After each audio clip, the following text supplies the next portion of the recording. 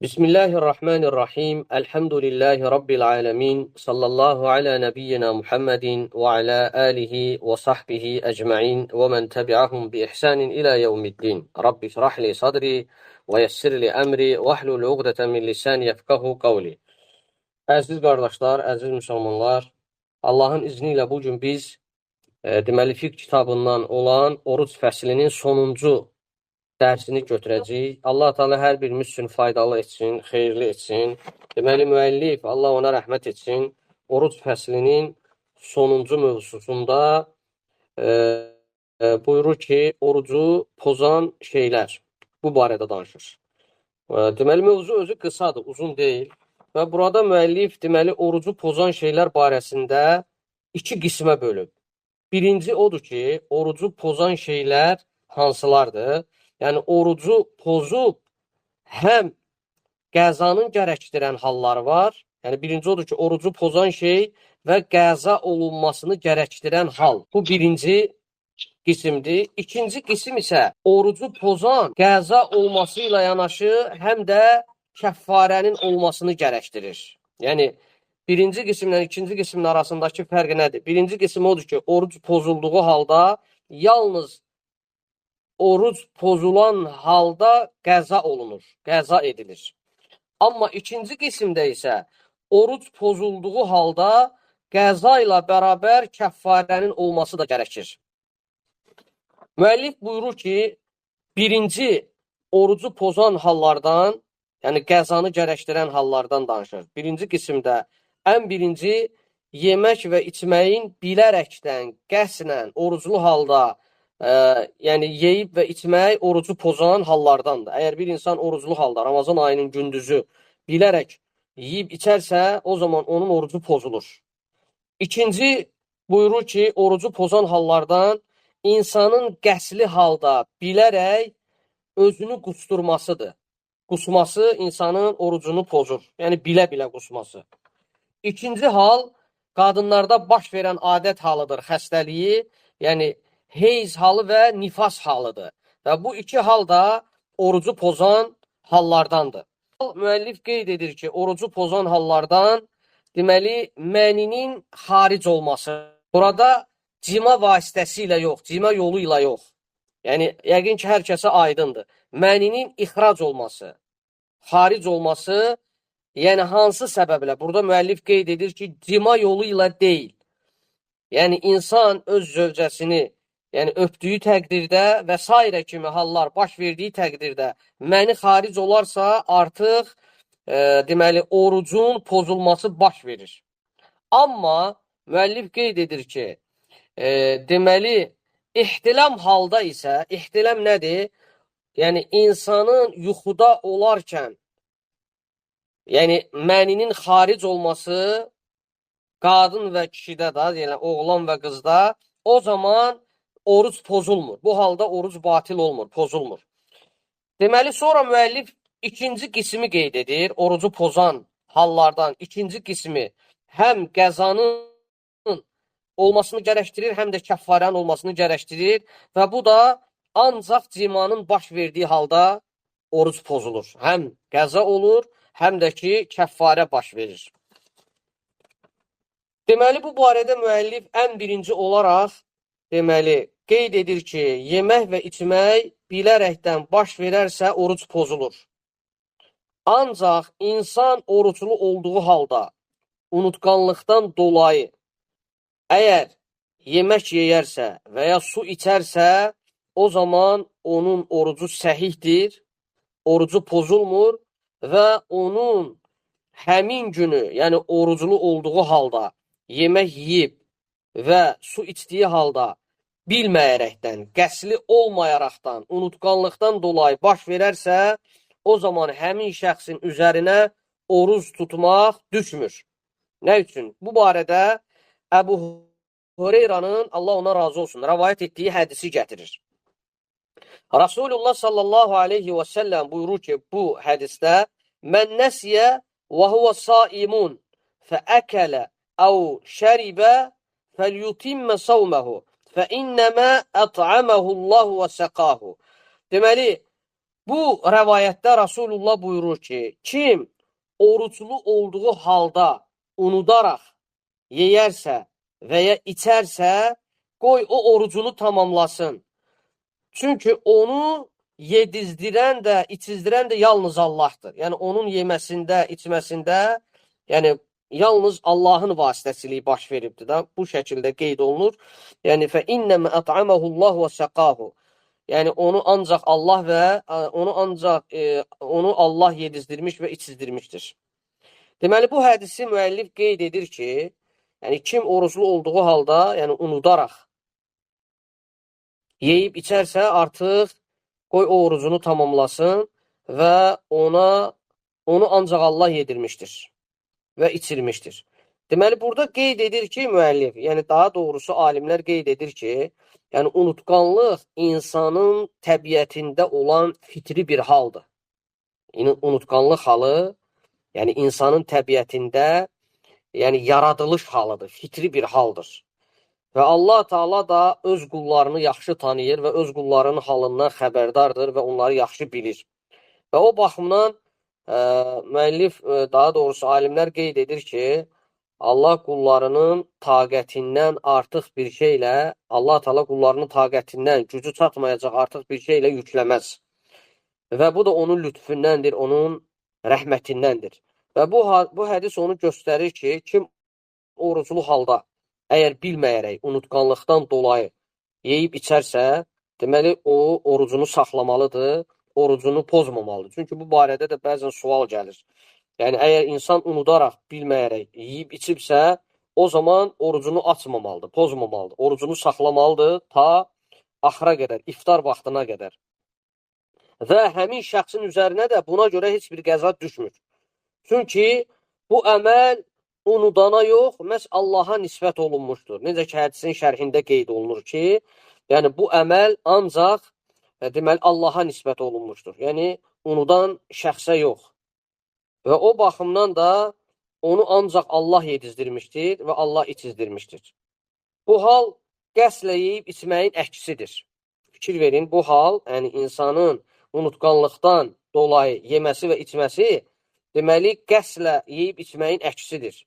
Yəni, bilərək yeyib içdikdə insanın üzərinə, deməli, kəffarə yox, yalnız bir gün qəza düşür. Əgər insan bilərəkdən yeyərsə, içərsə, Ramazan ayında, oruclu halda, o zaman onun üzərinə, deməli, kəffarə yox, bir gün qəza orucu düşür. Onu tutmalıdır. Və bu da Allah Taala'nın qulları üzərində olan məşəqqətin aradan qaldırılmasıdır və həmçinin asanlığın bəxş olunmasıdır ki, insan bilməyərəkdən əgər oruclu olan halda yeyib içərsə, yəni onun üçün insan qəza etmir. Yalnız insan bildiyi halda əgər oruclu olduğu halda yeyib içərsə, o zaman kəffarə yox, yalnız ona qəza düşür. Sonra müəllif qeyd edir ikinci hal, orucu pozan hallardan. İkinci hal, deməli, insanın bilərəkdən qusması, qaytarması. Yəni, əgər insan bilərəkdən qaytararsa, o zaman həmin şəxsin üzərinə, deməli, müəllif qeyd edir ki,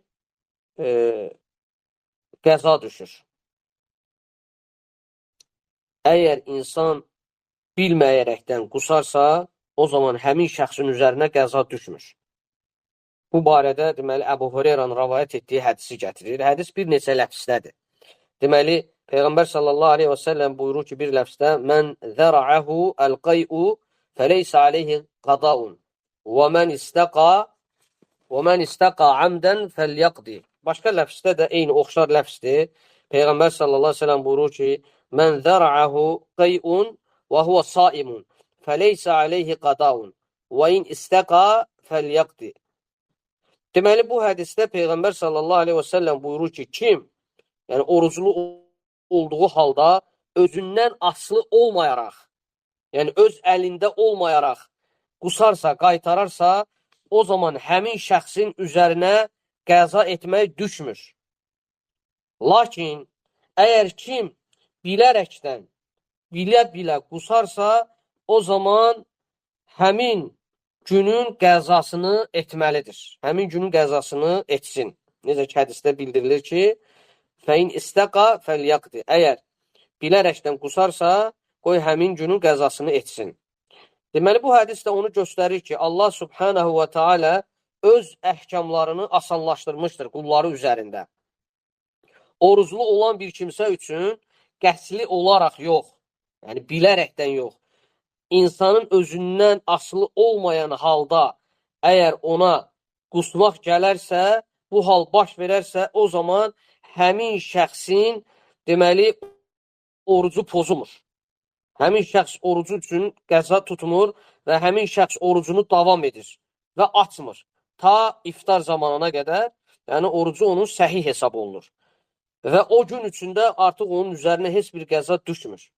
Amma insan əgər bilərəkdən özü cəhd edərsə, özünü qusturmağa səy göstərərsə, o zaman həmin günün əvəzinə mütləq insanın oruç tutması yəni vacib olur. Çünki o bilərək bu əməli etməklə orucunu pozmuşdur. Və bu da bilərək və bilməyərək olan əməllərin arasındakı fərqin göstəricisidir. Əgər insan bilməyərək bir əməli edərsə, yəni o artıq onun üçün nə hesab olunur? Üzür hesab olunur. Şəriətin qoyduğu bir üzürdür. İnsanın özündən asılı olmayaraq bu hal baş verərsə, yəni artıq onun üçün deməli oruc pozulmur. Və onun üzərinə də artıq qəza düşmür. Yalnız insan bilərəkdən edərsə, o zaman onun üzərinə deməli həmin gün orucun tutulması vacib olur. Və bu hədisin isnadı da səhihdir və həmçinin müəllif qeyd edir ki, bütün alimlərin hamısı deməli bu məsələnin üzərində yeşil fikirdədirlər. Sonra müəllif üçüncü halı gətirir, insanın deməli orucunun pozulması halı və bu da qadınlarda adət halıdır ki, heyz və nifas halıdır və diqqət edin, burada bir məsələ var. Müəllif qeyd edir ki, gün batmazdan əvvəl, günəşin batmasından əvvəl, son dəqiqələr də olsa belə, əgər baş verərsə həmin hal, o zaman deyir, oruc pozulur. Və bu deyir, alimlərin bütün ittifaqı bunun üzərindədir. Yəni, alimlər bunun üzərində ittifaq etmişlər. Yəni, əgər bir insan oruc tutursa, deməli, qadın orucludursa, günəşin batmasına az qalmış, yəni axır dəqiqələr olsa belə, o zaman deyir, baş verərsə həmin hal oruc pozulur. Və müəllif qeyd edir ki, alimlər bunun üzərində yəni yeşil fikirdədirlər. Sonra müəllif dördüncü məsələni zikr edir. Qeyd edir ki, deməli, inzalul məni, məninin xaric olması, ixrac olması, məni hər kəsə aydındır, şəri termindir. Deməli, sonra müəllif qeyd edir ki, burada fi qeyril cimə, yəni cima vasitəsilə yox, cima olmadan, bisəbəbi təqbil-i zəvc, yəni zövcəni öpmək və digər vasitələr səbəbi ilə əgər məni ixrac olarsa, xaric olarsa, o zaman deməli, həmin şəxsin üzərinə bir gün orucun tutulması gərəkir. Qəza düşür həmin şəxsin üzərinə. Amma əl-ihtiləm fəhuvə qeyri məfsədətil-isam. Amma ihtiləm olarsa, insan yuxuda, yəni artıq onun məni xaric olarsa, baş verərsə bu hal, o zaman oruc pozulmur. Bax, bu sual da gəlir. Yəni, insana yuxuda baş verərsə bu hal, o zaman oruc səhih hesab olunur, pozulmur.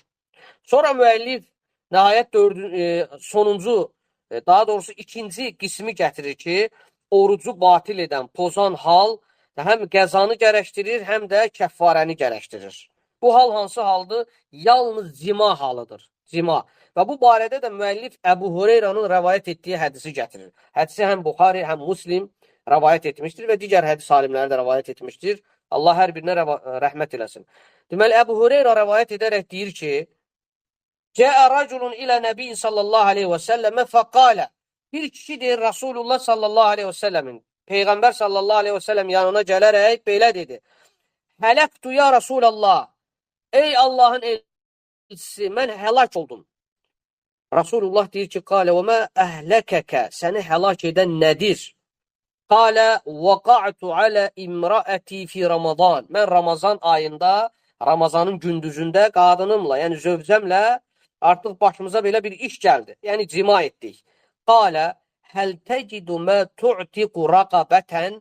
Sən deməli bir köləni azad etməyi bacararsanmı?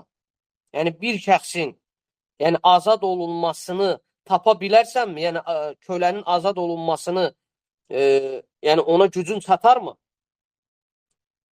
Və bunun üçün sən yəni azad etmək üçün bir şey tapa bilərsənmi? Yəni məqsəd nədir? Burada həm Buxaridən Müslimin ləfsində yüngül fərq var. Müslimdə gələn həl təciddir. Yəni sən deməli köləni azad etmək üçün bir şey tapa bilərsənmi? Buxaridə gələn isə sən bir kölə azad edə bilərsənmi? Ləfsi kimi gəlir.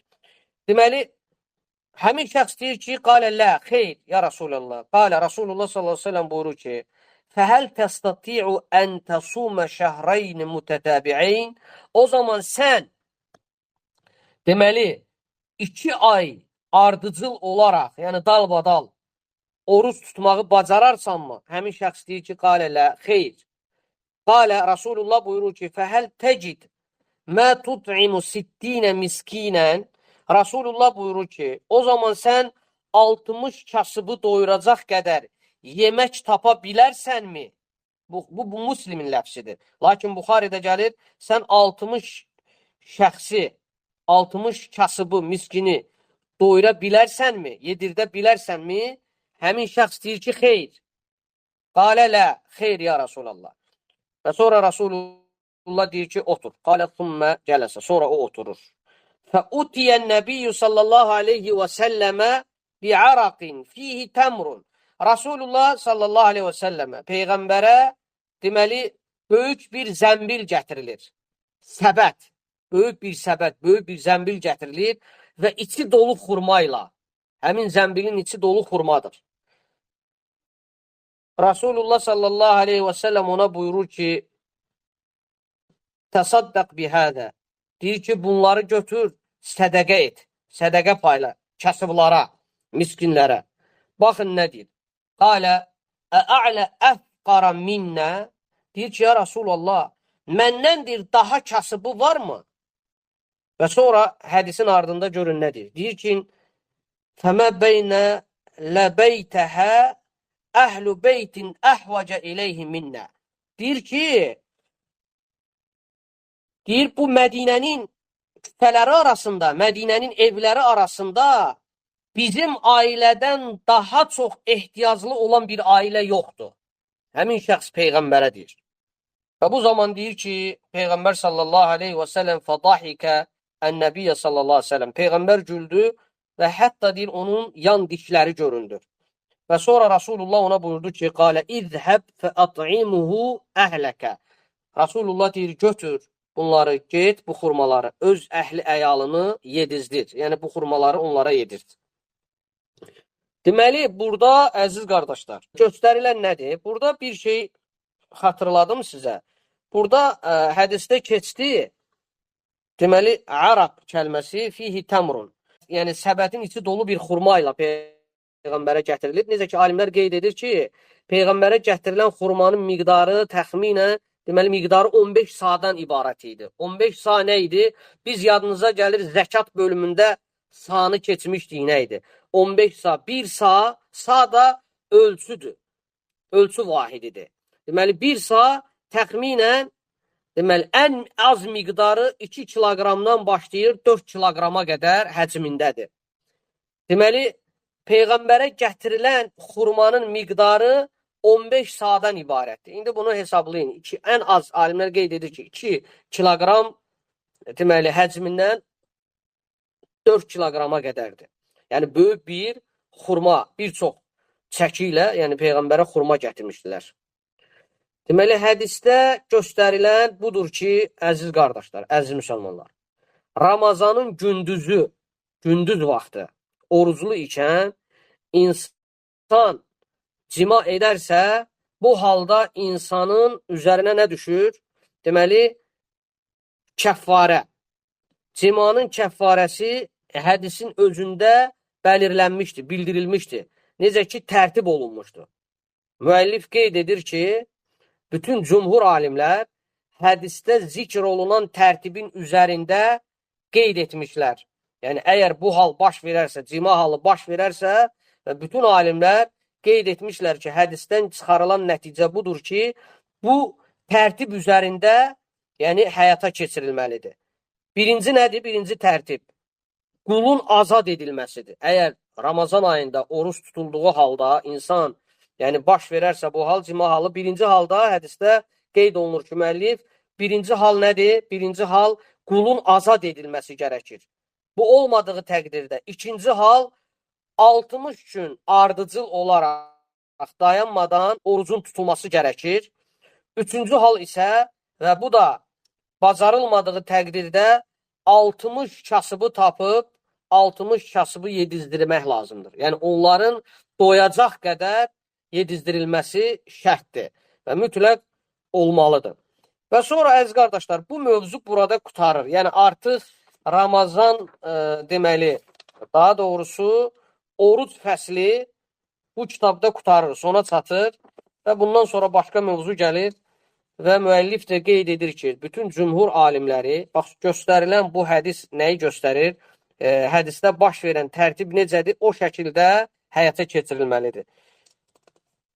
Və mövzu burada bitir, əziz qardaşlar. Allahdan istəyirik ki, bizim hər birimizi Ramazan ayında bağışlanan qullarından etsin. Allah Teala bizə orucumuzu ən gözəl şəkildə tutmağı Allah müvəffəq eləsin və xətalarımızı və qüsurlarımızı Allah Teala bağışlasın və xəstə olan müsəlmanlara Allah Teala şəfa versin. Sıxıntıda olan, borcda olan müsəlmanlara Allah yardım etsin və bütün müsəlmanların nə kimi sıxıntıları var, oruç tuta bilməyən müsəlmanlara da Allah yardım etsin. Allah Teala bizlərin valideynlərinə rəhm eləsin, onları bağışlasın, zürriyyətimizi salihlərdən etsin və dünyanın harasında olur olsun, zülmə və çətinliyə məruz qalan bütün müsəlman bacı qardaşlarımıza Rəbbim kömək olsun. Allah Teala onların bütün sıxıntılarını aradan qaldırsın. Allah Subhanahu Teala bizi eşidib fayda əldə edən qullarından etsin və Allah Teala bizə iman üzərində yaşayıb, salih əməllər üzərində yaşayıb, iman üzərində bu dünyadan köçən qullarından etsin. Sallallahu alə nəbiyyina Muhammedin və alə alihi və ashabihi əcməin. Subhanəkallahumma və bihamdik. Əşhədu ən la ilahə illə əntə. Əstəğfiruka və ətubu iləyik.